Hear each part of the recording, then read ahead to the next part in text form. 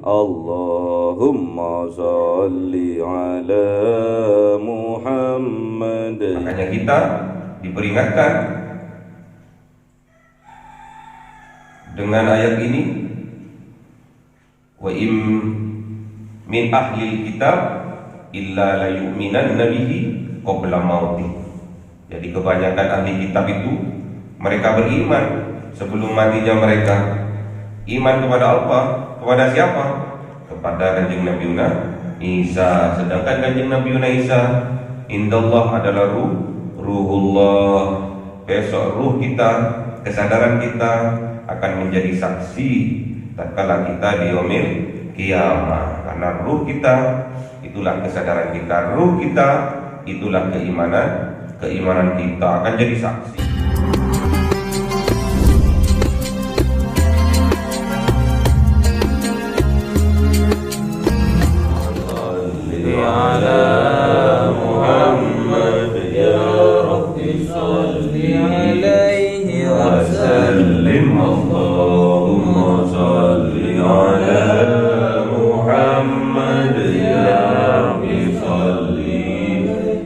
وسلم صلى الله ربنا على النور المبين محمد المصطفى سيد المرسلين وعلى آله وصحبه أجمعين والحمد لله رب العالمين.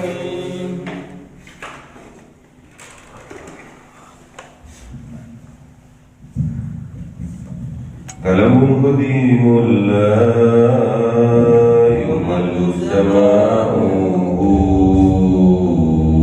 تنزه عن قولي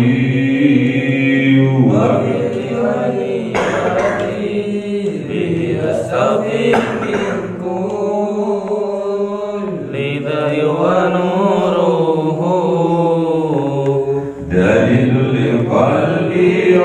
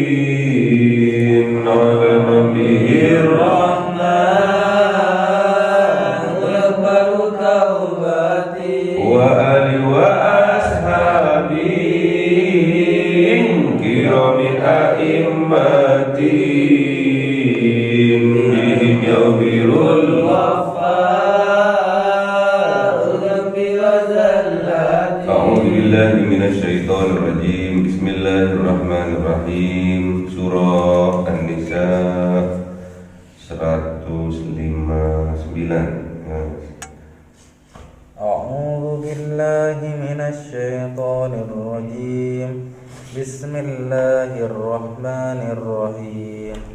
Wa in min ahlil kitabi illa la yu'minanna bihi qabla mautih wa yawmal qiyamati yakunu alaihim syahida. Sadaqallahul azim. A'udzu billahi minasyaitonir rajim. Bismillahirrahmanirrahim. Fadhil minal ladzina hadu harramna 'alaihim thayyibati uhillat lahum wa bisaddihim an sabilillahi katsiran. Sadaqallahul azim. A'udzu billahi minasyaitonir rajim. Bismillahirrahmanirrahim. Wa akhdhihimur riba wa qad nuhu anhu wa aklihim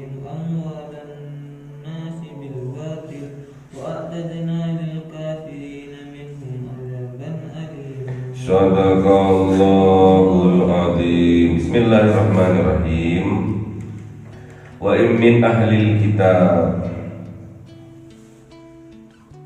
dan sungguh tidak ada satupun min ahlil kitab, dari ahli kitab, dari orang Bani Israel, dari orang Yahudi, illa la yu'minanna bihi, kecuali sungguh-sungguh beriman bihi, dengannya, dengan Kanjeng Nabi Isa alaihissalam, qabla mautihi, sebelum wafatnya, wa yaumal qiyamati, dan pada hari kiamat, yakunu, menjadi Kanjeng Nabi Isa alaihim, atas mereka, syahida, sebagai saksi.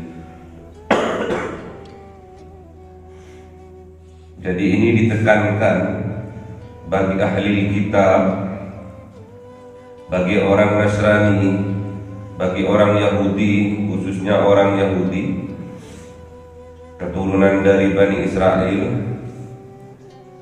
mereka itu sungguh-sungguh beriman kepada Kanjeng Nabi Isa, bahwa Kanjeng Nabi Isa itu adalah Abdullah, Kanjeng Nabi Isa itu adalah Rasulullah.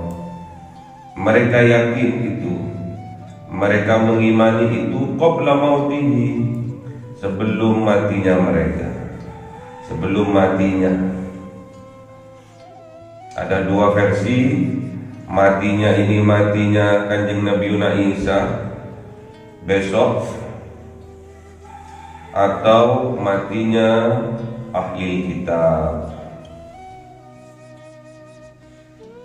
Jadi orang Yahudi keturunan Bani Israel itu kebanyakan beriman, bahkan bisa dikatakan yakin keseluruhannya bahwa Kanjeng Nabi Isa itu adalah Abdullah, bukan Ibnullah. Kanjeng Nabi Isa itu adalah hambanya Allah, bukan anaknya Allah. Itu mereka beriman sebetulnya, yakin sebetulnya, karena mereka mendengar sendiri dari Kanjeng Nabi Isa kecil waktu itu. Namun mereka pleset-plesetkan dari Abdullah, mereka pleset-plesetkan menjadi Ibnullah. Dari hambanya Allah, mereka plesetkan menjadi anaknya Allah. Mereka yakin itu. Bahkan keyakinan itu, keimanan itu, sebelum mereka mati pun mereka masih meyakini itu. Jadi sebelum mati ahli kitab ini, orang Yahudi ini, sebelum mati mereka sudah beriman, betul-betul meyakini bahwa Kanjeng Nabi Isa itu adalah Abdullah, Kanjeng Nabi Isa itu adalah Rasulullah. Semua yakin, semua beriman. Dan wa yaumal qiyamati, kelak di hari kiamat, yakunu, menjadi Kanjeng Nabi Isa itu alaihim, atas mereka kaum Yahudi, syahida, sebagai saksi atas keimanannya mereka itu. Jadi iman itu dibagi tiga. Iman itu agar sempurna harus melalui tiga kriteria. Yang pertama, tasdikun biqalbi, harus betul-betul membenarkan dengan hati kita, itu iman. Yang kedua, takrirun bil lisan, harus mengikrarkan melalui lisan. Dan yang ketiga, wa amalu bil arkan, dan mengamalkannya dengan perbuatan kita. Jadi tidak cukup iman itu hanya di hati. Makanya kebanyakan ayat-ayat Al-Quran, iman itu digandengkan dengan amal soleh. Ya ayyuhalladzina amanu wa amilus solihati. Banyak digandengkan bahwa iman itu bergandeng dengan amal, dengan perbuatan, baik lisan maupun perbuatan kita. Makanya iman kita ini harus kita buktikan. Kalau kita betul-betul beriman kepada Allah dan hari akhir, harus kita buktikan dengan cara apa? Bil lisan, diikrarkan dengan lisan,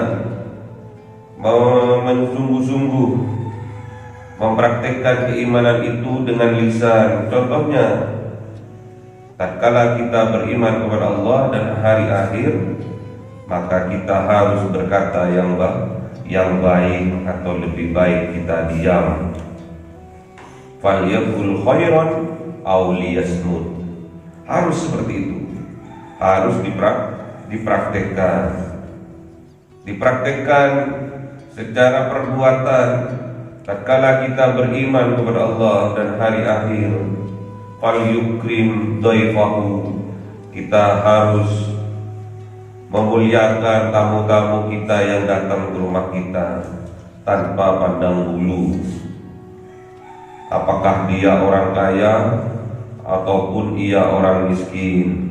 Sama-sama harus kita muliakan tatkala ada tamu datang ke rumah kita. Dipraktekkan dengan perbuatan. Kita harus wal yukrim jarahu, kita harus memuliakan para tetangga kita, hormat menghormati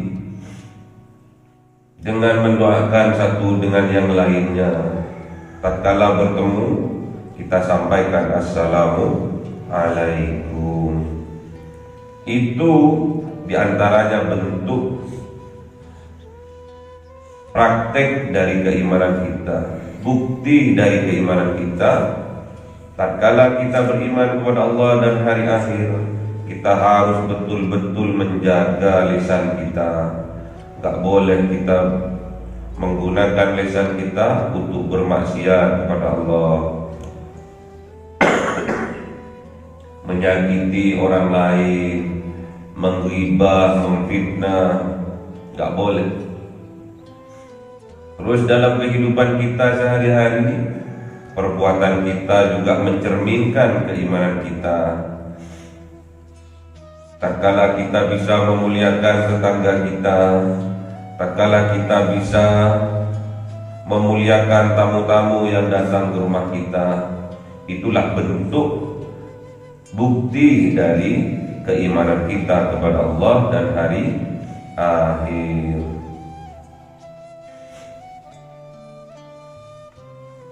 Jadi orang Yahudi beriman sebelum mereka mati sudah beriman. Namun sayangnya keimanan mereka tidak sempurna, hanya sedikit sekali kualitas dari keimanan mereka. Fala yu'minuna illa qalila, maka tidaklah beriman mereka kecuali hanya sedikit saja. Makanya apabila ada jiwa-jiwa Bani Israel di dalam dada kita, ada jiwa-jiwa kaum Yahudi di dalam dada kita, kita berusaha sungguh-sungguh untuk dapat mengeluarkannya dari dalam dada kita. Jangan kita simpan di dalam dada kita, jangan kita simpan di dalam hati kita, karena kalau hati kita rusak, maka seluruh jasad ini juga akan rusak.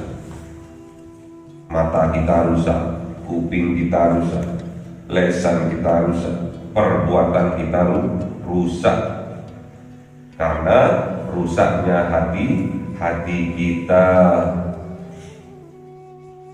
rusaknya hati sanubari kita ya. Jadi cara pandang kita rusak, mendengarkannya juga hal-hal yang rusak, pembicaranya juga pembicaraan yang rusak, perbuatannya juga perbuatan yang merusak ya. Hati-hati, jangan sampai jiwa-jiwa Yahudi, jiwa-jiwa Bani Israel bersemayam di dalam dada kita, harus kita keluarkan ya. Ada juga mereka meyakini bahwa dia beriman, kaum Yahudi ini beriman sebelum Kanjeng Nabi Isa diwafatkan. Ini tafsir yang kedua. Jadi yakin bahwa Kanjeng Nabi Isa diangkat, bal rafa'ahu Allahu ilaih, diangkat oleh Allah ke atas. Dan besok tatkala yaumil qiyamah mau datang, Kanjeng Nabi Isa diturunkan untuk membunuh Masih Ad-Dajjal ya. Untuk membunuh Dajjal.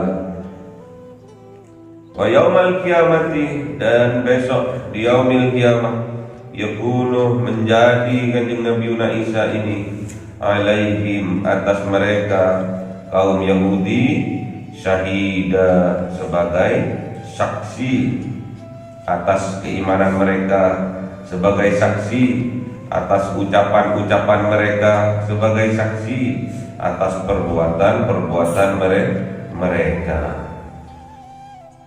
saksi atas ucapan mereka yang sombong. Hatiku sudah tertutup, qulubuna ghulf, hati kami sudah tertutup.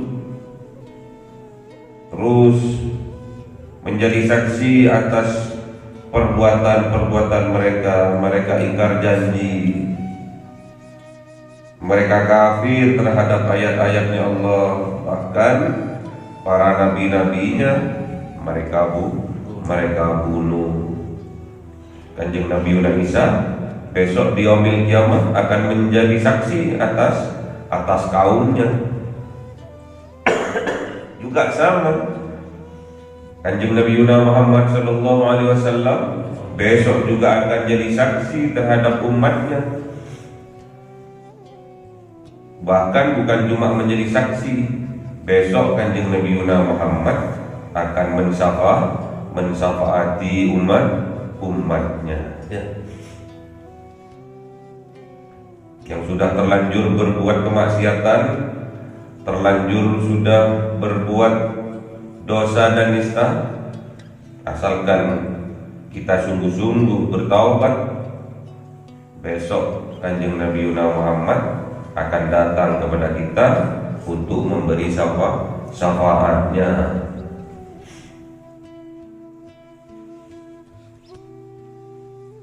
Perlu ditegaskan di sini bahwa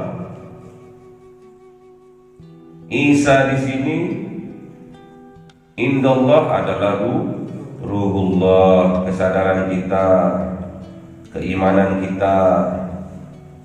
Sering kita mendengar kata mukmin, yaitulah ruhullah. Kesadaran kita ini sadar.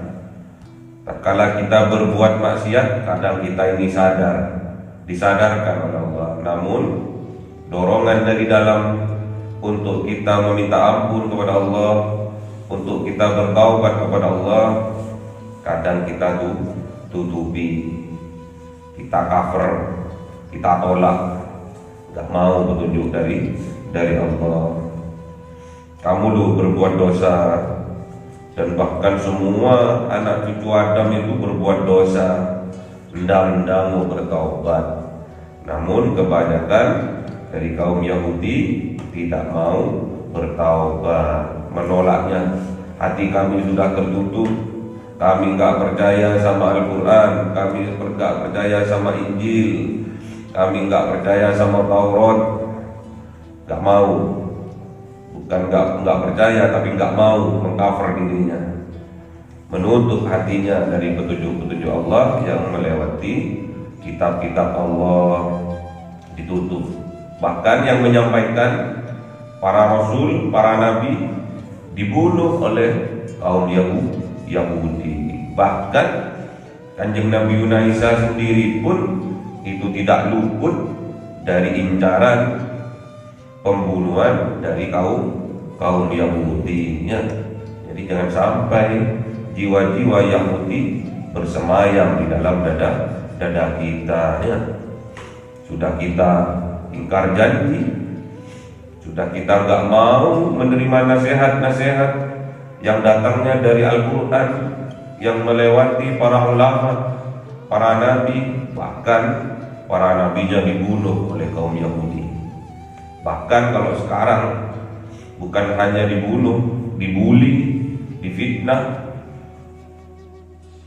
dipotong jalan dakwahnya, ditutup jalan dakwahnya. Hati-hati, kita harus sadar diri, karena besok kesadaran kita ini, keimanan kita ini akan menjadi saksi tatkala kita berada di yaumil qiyamah. Karena keimanan kita, kesadaran kita, ruhullah ini akan selalu bersama kita selama kita masih hidup. Wa bidzulmin minal ladzina hadu, maka karena disebabkan kezaliman minal ladzina hadu, dari orang-orang Yahudi, haramna alaihim, diharamkan atas mereka, thayyibatin, makanan-makanan yang baik, uhillat lahum, yang sebelumnya halal bagi mereka. Jadi kalau kita berbuat zalim, makan saenake, los dol, makannya los dol, akhirnya kena kencing manis, ya.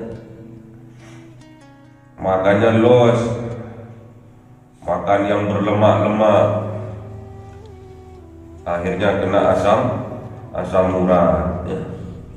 Makan daging kambing berlebihan, tidak kontrol, akhirnya kena darah tinggi.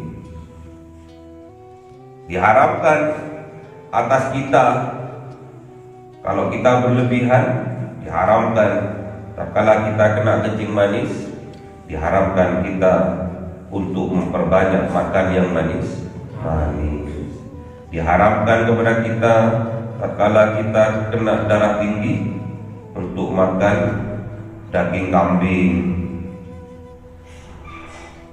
Diharamkan kepada kita tatkala kita makan berlebihan nasi apabila kita kena kencing manis.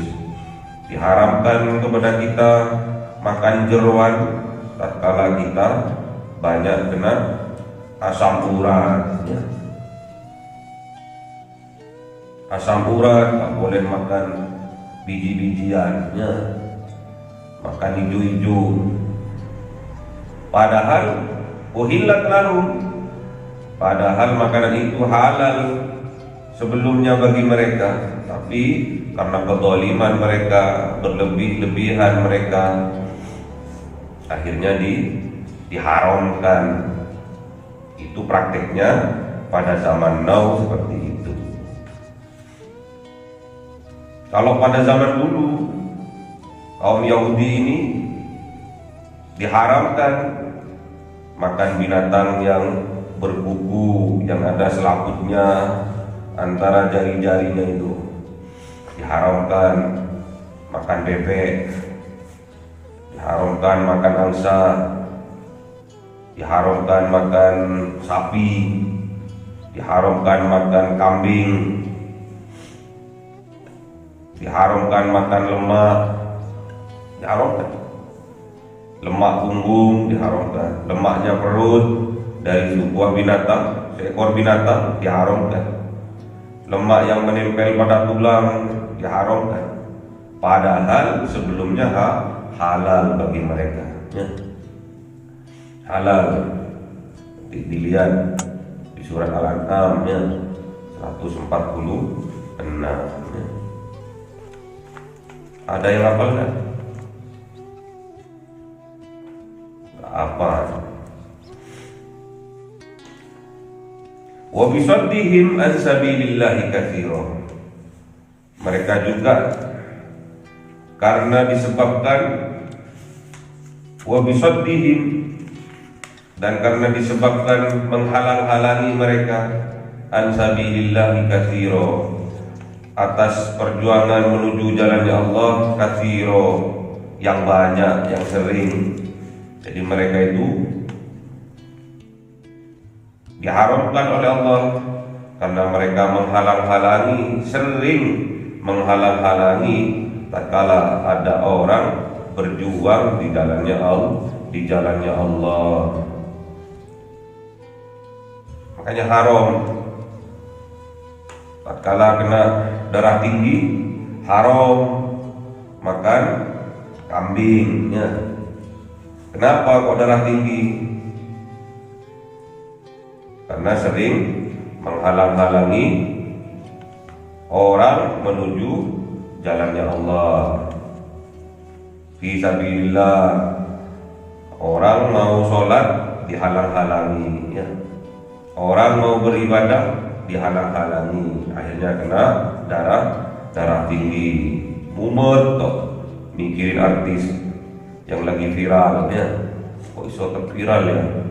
Dipikirin toh, kerjaannya mikirin orang ya, kena darah tinggi, mumet mendasi ya. Bagaimana mencari jalan agar ditutup jalannya, jalan dakwahnya ditutup, itu toh yang dipikirkan. Akhirnya kena darah tinggi ya. Akhirnya merantak, kena asam urat. Akhirnya merantak, kena lambungnya, kena mah akut. Makanya haram makan makanan yang manis-manis, haram bagi yang kena kencing manis ya. Makan jeruan haram bagi yang kena asam urat ya, yang lemak-lemak itu loh. Makan racungan, kepiting, haram. Bukan haram jenisnya, bukan. Haram agar terhindar dari yang lebih mudarat akibatnya, lebih fatal ya. Makanya diharamkan. Apalagi penyakit apalagi yang haram untuk makan sesuatu? Asam urat, makan yang lemak-lemak haram, darah tinggi, makan yang apa yang tinggi itu, kambing itu, kalorinya apa? Makan nasi terlalu banyak haram bagi yang kena kencing manis ya. Yang kena rematik haram mandi malam ya.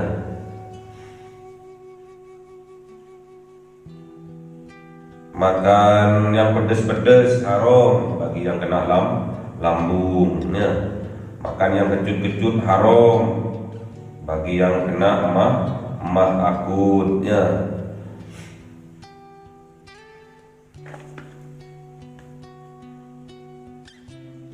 Wa ahdihimur riba, dan juga mereka mengambil atau melakukan mereka ar-riba, perbuatan riba. Wa qadnuhu anhu, padahal sungguh-sungguh dilarang mereka anhu atas riba. Tak boleh juga dalam kehidupan kita sehari-hari kita praktek praktek riba, haram praktek riba ya. Memanakno duit itu haram, pinjam meminjam tapi di anakno, ini kamu pinjam 1 juta yo, nanti balik 1,5 juta, riba, haram. Sedangkan riba dibagi menjadi 5 jenis.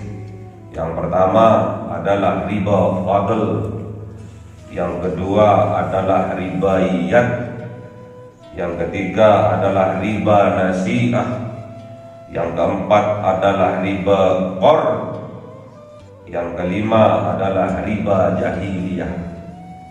Jadi riba itu dibagi menjadi 5. Yang pertama adalah riba fadl, yang kedua adalah ribaiyat, yang ketiga adalah riba nasi'ah, yang keempat adalah riba qardun, yang kelima adalah riba jahiliyah ya. Diharamkan kita berbuat riba, mempraktekkan riba dalam kehidupan kita sehari-hari. Wa aklihim amwalan nasi bil batil, dan juga kita diharamkan memakan mereka amwalan nas, hartanya orang, bil batil, dengan cara yang batil, tipu-tipu. Niatnya mau nipu tapi bahasanya pinjam. Aku nyilih yo, nyilih sabulan, nggak tahunya kabur ya. Nyilih sak minggu, tahunya lari ya. Nyilih 1 bulan, 2 bulan, nggak tahu dibuat apa, moro-moro bangkrut katanya. Niatnya sudah niat nipu. Diharamkan oleh Allah bagi kita orang yang beriman memakan hartanya orang dengan cara yang batil. Tak boleh niatan untuk nipu-nipu orang, nggak boleh, itu zalim namanya ya. Makanya kita itu harus pandai-pandai bersyukur kepada Allah. Misalkan kerjasama ataupun meminjam, kita harus jaga betul-betul amanah itu ya. Tanggung jawab itu, jangan sampai kita punya niatan ingin mendolimi orang lain. Tak ajak kerjasama sih, nanti endingnya gue tipu deh. Sayangnya kebanyakan orang gak paham apa yang ia inginkan, apa yang ia ingin menipu itu.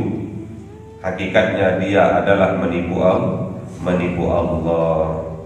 Dia hakikatnya menipu manusia yang beriman, orang-orang yang beriman.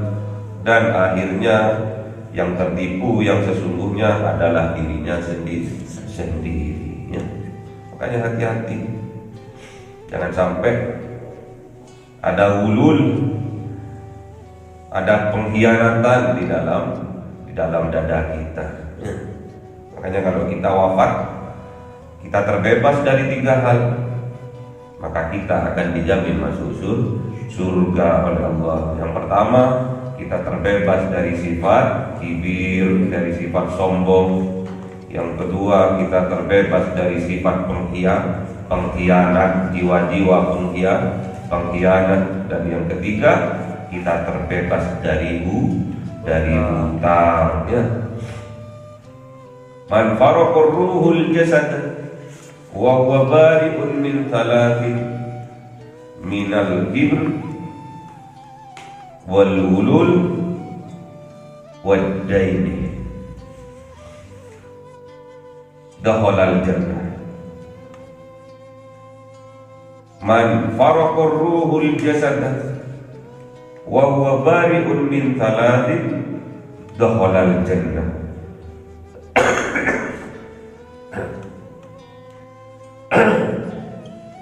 Yang pertama, minal kibri, dari sombong. Jadi kalau kita meninggal, kata Rasulullah, kalau ada orang yang meninggal terpisah antara ruh dan jasadnya. Wa huwa bari'un min thalathin, dan kemudian orang yang meninggal itu terbebas dari 3 hal, dakhalal jannah, maka dijamin oleh Allah masuk dalam surga. Yang pertama terbebas dari minal kibri, terbebas dari sifat sombong. Yang kedua wal ululi, terbebas dari jiwa-jiwa pengkhianat. Dan yang ketiga waddaini, terbebas dari hutang. Makanya jangan sepelekan tipu menipu, karena itu adalah hutang yang tertunda, dan besok di yaumil kiamah akan diminta, disuruh bayar. Karena besok di yaumil kiamah nggak ada dinar, nggak ada dirham, nggak ada rupiah, nggak ada dolar. Maka besok yang dibayarkan adalah amal kebaikannya atas hutang-hutangnya. Kalau memang amal kebaikannya sudah tidak ada, besok dosa yang punya hutang, dosa yang menghutangi akan diambil oleh orang yang berhutang. Makanya hati-hati, kalau kita ingin dijamin masuk surga oleh Allah, harus terbebas dari 3 hal itu.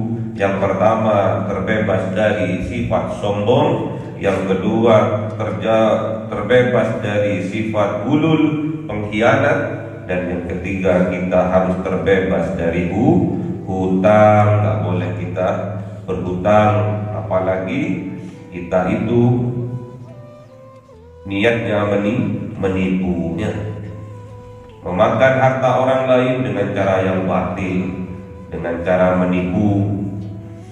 Nggak boleh. Kalau sampai itu terjadi, wa'atadna lil kafirina minhum, dan akan disediakan oleh Allah lil kafirin, bagi orang-orang yang kafir itu, bagi orang Yahudi itu, minhum, dari mereka, adzaban alima, azab yang sangat pedih. Apa ini? Dimasukkan ke dalam neraka. Makanya nggak boleh memakan harta riba, memakan harta orang lain dengan cara batil, karena besok ujung-ujungnya akan dimasukkan ke dalam api neraka oleh Allah. Ya, naudzubillah. Ya, sampai harus sadar diri. Sadar diri itu adalah bentuk dari keimanan kita, dan keimanan kita dibentuk oleh pengetahuan kita, dibentuk oleh ilmu kita. Makanya mumpung kita masih muda, perbanyak kita mencari ilmunya. Mencari ilmu adalah sebuah kewajiban bagi kita umat muslim, ya. Gimana hadisnya? Gimana hadisnya?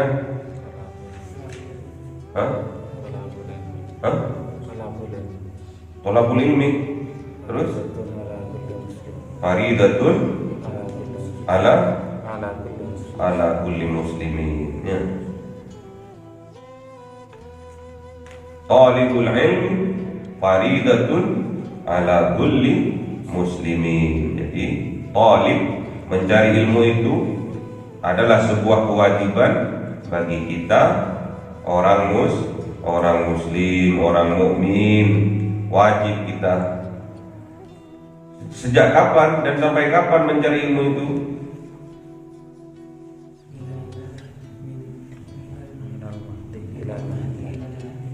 Gimana hadisnya?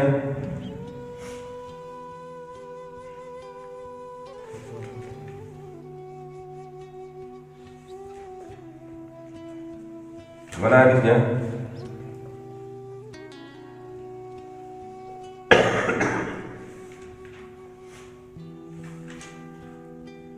Gimana hadisnya?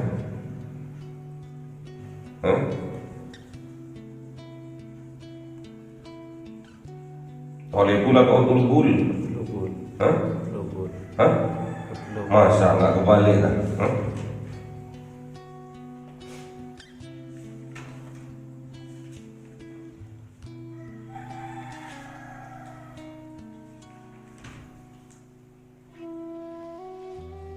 utlubul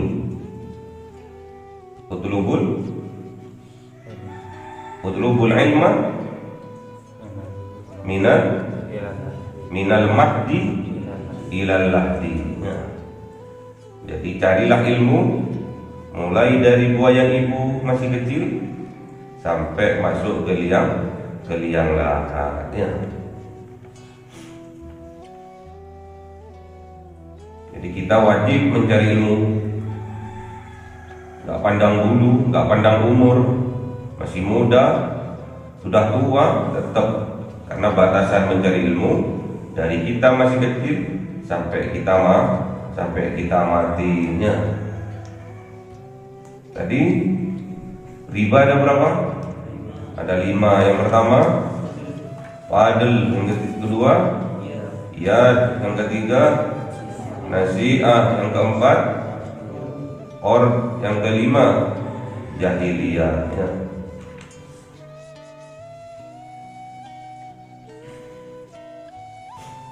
Makanya kita hati-hati jangan sampai jiwa-jiwa Yahudi berada di dalam dada kita.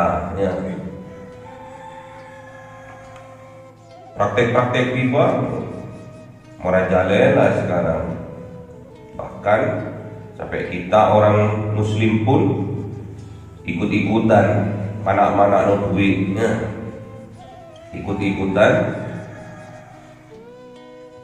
membungai uang pinjaman. Pinjam 1 juta, balik 1,5 juta, itu riba.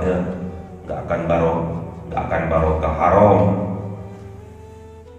Kalau sudah yang dimakan haram, darahnya haram, pusat dari darahnya itu qalb, hati, haram, maka seluruh jasadnya akan haram, seluruh jasadnya akan rusak, disebabkan karena yang dimakan adalah barang yang haram. Pikirannya juga rusak, haram, otaknya juga rusak, haram,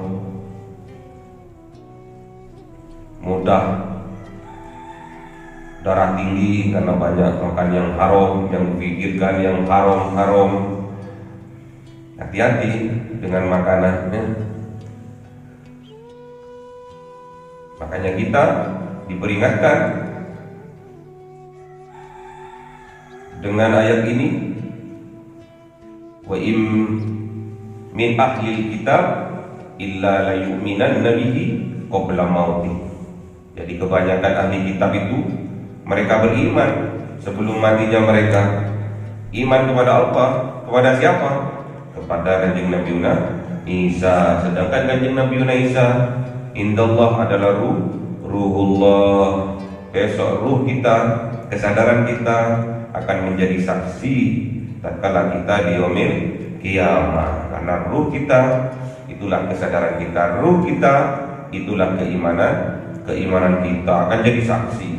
Tatkala sampean di dunia berbohong, keimanan kita sudah menjadi saksi.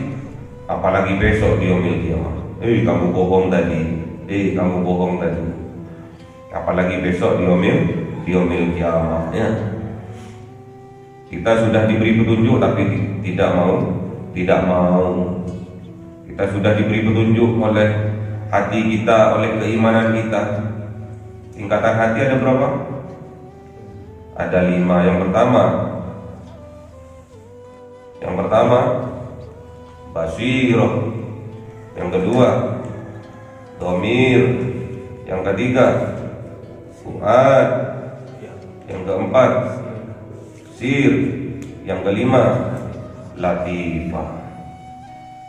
Jadi hati fuad akan menegur kita tatkala kita melanggar, tatkala kita mencuri, melakukan kemaksiatan, kita ditegur oleh hati fuad, oleh keimanan kita. Tempat imannya kita yaitu di fuad. Di hati fuad itu negur, mas, ngapain kamu nyolong? Mas, ngapain kamu bohong? Kamu pembohong, mas. Kamu pencuri, mas. Kamu pembuat riba. haram itu mas, haram itu mbak. Sudah ditegur kita, karena itu merupakan kodoliman, merupakan kebatilan ya. Nipu, mas, kamu kok penipu, memakan harta saudaranya dengan cara yang batil, katanya mau kerjasama, tapi kok tipu, niatnya memang sudah mau nipu ya. Sebetulnya kita itu jadi manusia tak boleh, tak kala diberi amanah tak boleh kita hianat. Tak kala kita dipercaya tak boleh kita hianat ya. Tak kala kita berjanji tak boleh kita ingkar. Tak kala kita berkata kita tidak boleh berdusta ya. Itu yang batil semua itu. Jiwa-jiwa yang jelek itu harus keluar dari dada kita. Harus kita berjihad untuk melawannya. Gak boleh kita menghalang-halangi orang lain, bahkan diri kita sendiri, ansabilillah ya. Wa bisaddihim ansabilillahi katsira. Kita sering menghalang-halangi tak kala diri kita sendiri juga ingin melakukan kebaikan, kita halangi. Aku mau sedekah sama orang itu, jangan, ntar hartamu berkurang. Kalau hartamu berkurang nanti kamu miskin. Terus dihalang-halangi. Aku mau sholat berjamaah, jangan, nanti kamu rendah di matanya orang. Jangan, gak usah sholat berjamaah. Kalau mau sholat berjamaah di sono, sing jauh sono lu. Dia menghalang-halangi orang lain dan juga menghalangi dirinya sendiri. Itu namanya zalim. Zalim kepada dirinya sendiri namanya fasa. Zalim terhadap orang lain namanya mungkar. Makanya sholat kita tatkala kualitasnya baik, sholat kita tatkala khusyuk, maka sholat kita akan menjadi tameng dari fasa wal munkar ya. Tanha anil fahsai wal munkar ya. Hanya kita harus bisa bertanggung jawab pada diri kita sendiri, bertanggung jawab pada keimanan kita sendiri. Dengan cara apa? Tasdiqun bil qalbi wa taqrirun bil lisan wa amalu bil arkan. Karena kita ini, setiap jiwa ini adalah seorang pemimpin, harus bisa bertanggung jawab terhadap yang dipimpinnya. Gimana dalilnya? Kullukum ra'in wa kullukum mas'ulun an ra'iyati. Setiap jiwa adalah pemimpin dan setiap pemimpin akan dimintai pertanggungjawabannya atas apa yang dipimpinnya. Allahumma arhamna bil Qur'an waj'alhu lana imama wa nura wa huda wa rahmah. Allahumma dhakkirna minhu ma nasina wa 'allimna minhu ma jahilna warzuqna tilawatahu ana al-laili wa atrafan nahar waj'alhu lana hujjatan ya rabbal alamin. Cahaya 1000 bulan yang dimasukkan oleh malaikat ke dalam hati seorang hamba pilihan atas perintah Tuhannya, memancar dengan dahsyat penuh cinta, menembus relung-relung jiwa yang gelap penuh nista, berubah menjadi terang penuh kasih sayang. Itulah Lailatul qadar.